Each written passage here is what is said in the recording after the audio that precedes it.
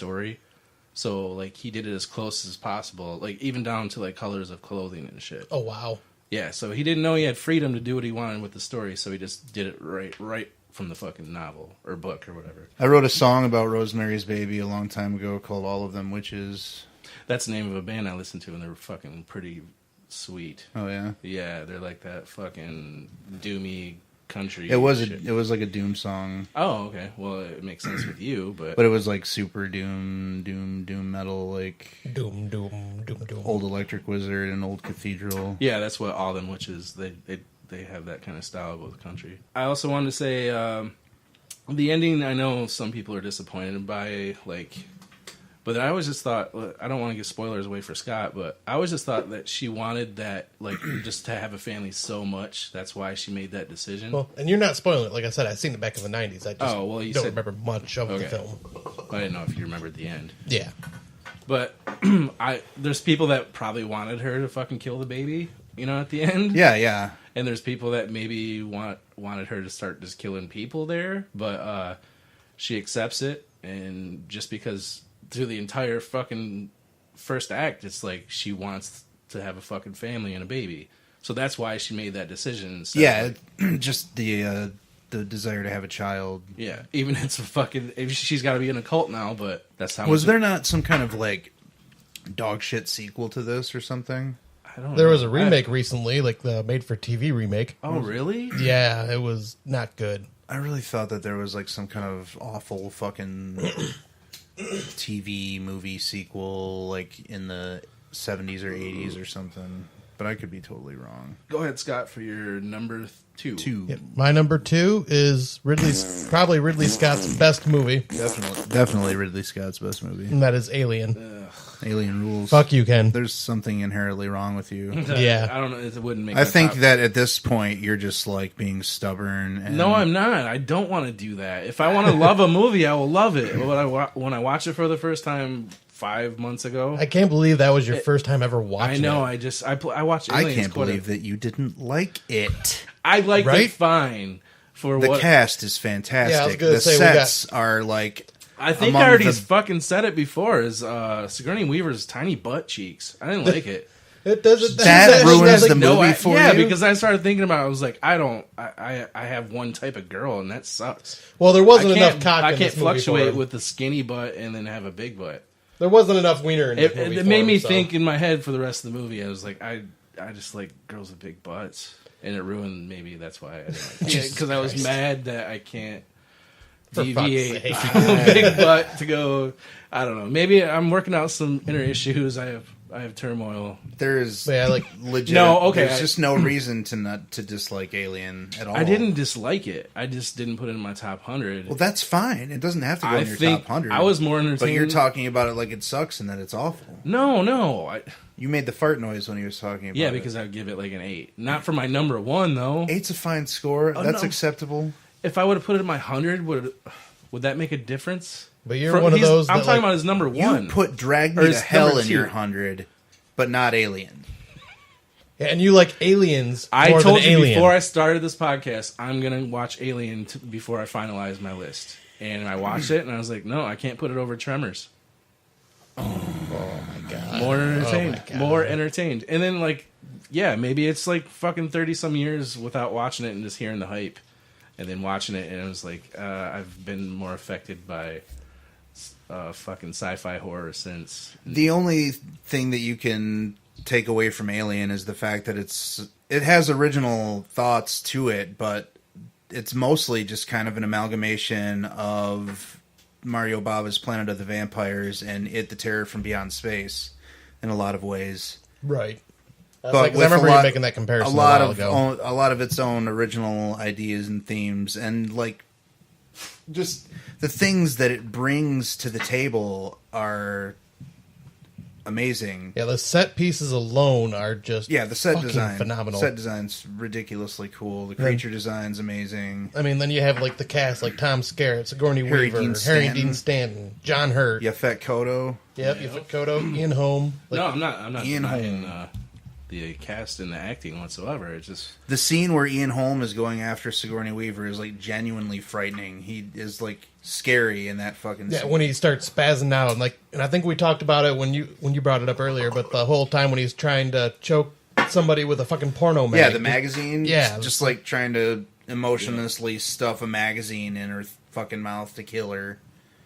Yeah, just this movie is just terrifying as well. Like the way they shoot the film with the alien just barely being seen and just blending in with like the biomechanical design of the ship, which that's another thing too. In most, futuristic style movies, the ships are like nice, clean, and like super high tech, and this is run down like they're space truckers almost.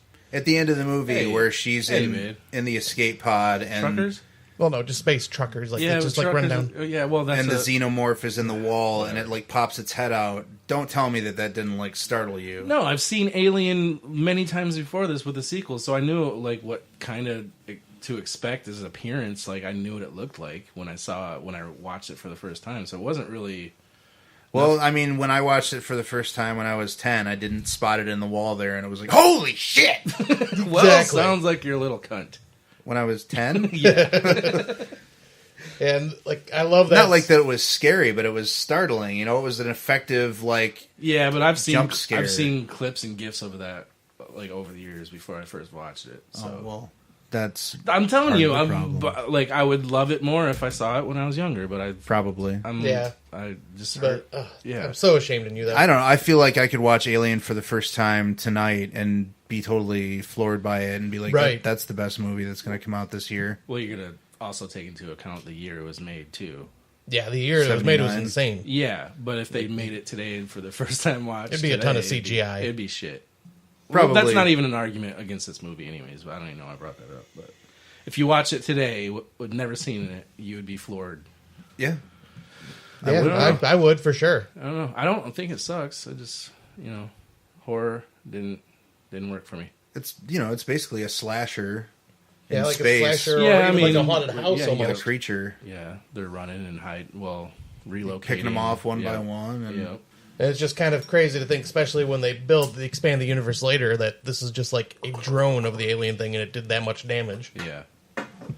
All right, that's it. Yep, let's go on to our number ones. And Randall's number one. Yeah, so on September 23rd, 1994, at approximately 9 p.m.-ish, Someone made a mistake. I watched for the first time what would ultimately become my favorite horror Hold film. on, dude. Did you? I busted your balls. Did you have it right to the fucking day? Yeah.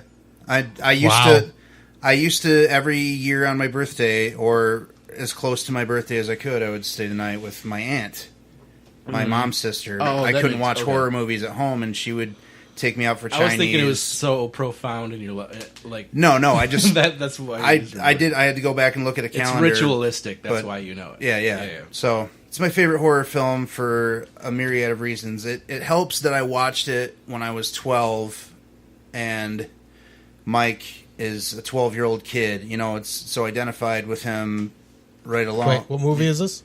Phantasm. Okay, he didn't say the name. What the fuck? You knew that. You Nope. knew it was Phantasm. I just lost the sound out of my. But no, he didn't say what the movie was. That's why I said it. There you go. Okay. Yeah, so I identified with the lead character a lot, and it's creepy as fuck. It's very disjointed. It plays out exactly like what it is, which is a nightmare. It's like you're watching someone's nightmare, because you are, and the different set pieces, like the scene where he's in bed and it pans out and the tall man is standing over him and the dead pop out of the ground and grab him. That's like, I don't want to say it's like scary or whatever, but it every time I watch that movie, I get like goosebumps when that scene happens.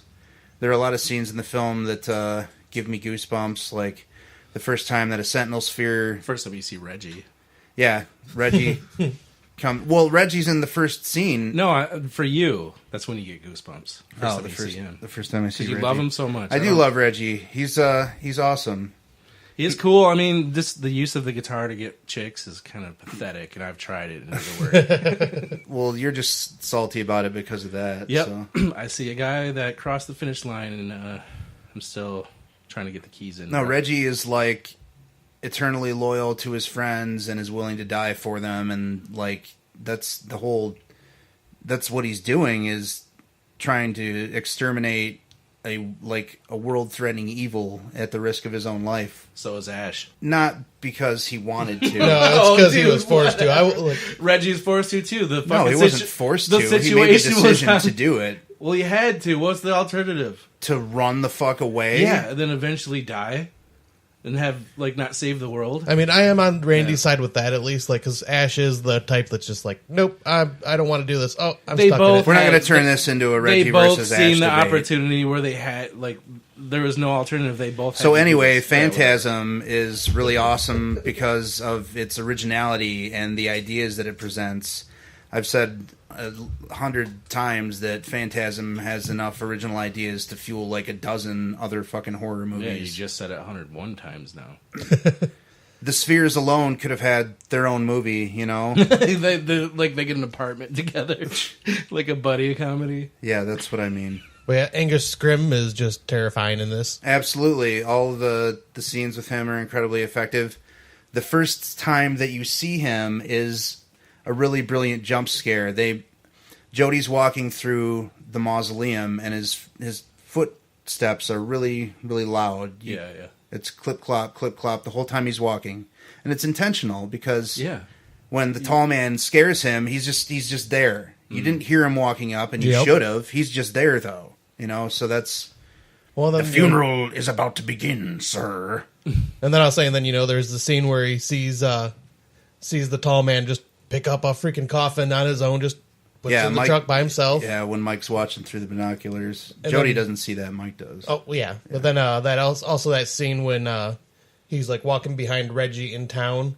And walking on the sidewalk. Yeah, and he kind of like back of the ice smells or like sniffs the air. That scene. Well, he's not sniffing the air. He's like he's shunning the cold air that's coming out of the back of the ice cream truck. Right, I was like, well, you don't really know that the cold air thing bothers him till later, I believe, right? Not until like the second movie or whatever. But yeah, so like when you see it, doesn't look like he's sniffing the air. It looks like he's doing this. I always kind of pictured it as him kind of just like smelling.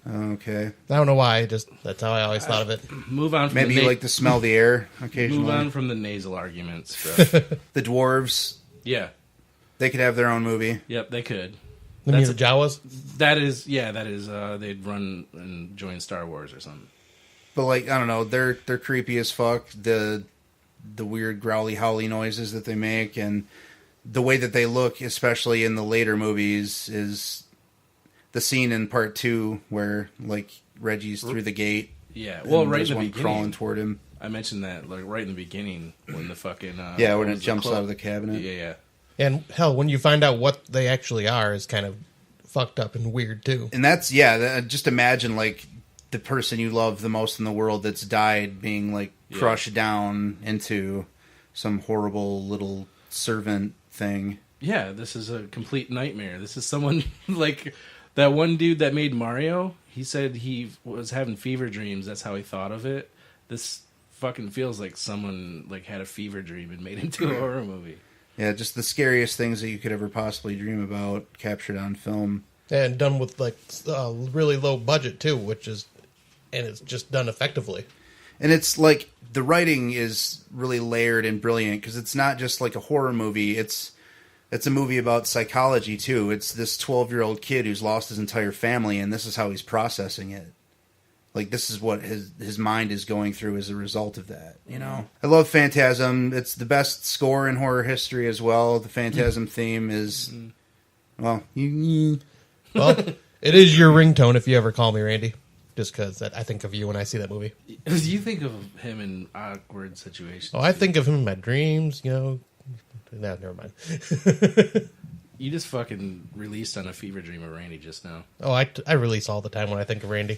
There probably aren't a whole lot of people who share my opinion of it being like the best horror film like ever. I was thinking about, I was gonna post anonymously who the top 3 movies that we all pick without picking who and vote on the best top 3, and people are like, Phantasm, really? Well, not that it's shitty. I'm just saying like it's an odd choice for a number 1. And anybody that knows Randy would know that was his choice. And for he's sure. odd too. And that he's odd, yeah.